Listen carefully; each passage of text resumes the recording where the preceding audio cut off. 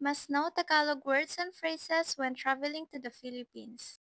Sister, ate, ate. It is also used when you are talking to a stranger that is female or older female. Brother, kuya, kuya. It is also used when you are talking to a stranger that is male or older male. May I ask something? Pwede pong magtanong? Pwede pong magtanong? Pwede pong magtanong? Where is the toilet? Saan po yung CR? Saan po yung CR? CR means comfort room. It is used when you're saying toilet or bathroom. Saan po yung CR? Where is the...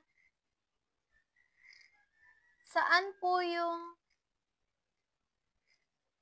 Saan po yung... Saan po yung... How much? Magkano po? Magkano po? Magkano po? Payment or my payment?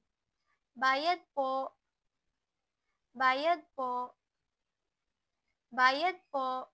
When you're riding a jeep, bus, or tricycle, and you're gonna stop it because you're going to go down, you say, para po, para po, para po. When you're buying to streets or to sari-sari stores, you say, pabili po.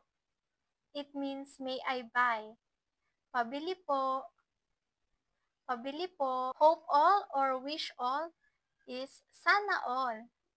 It means I hope or I wish everyone had that. Sana all. Sana all. Thank you for watching.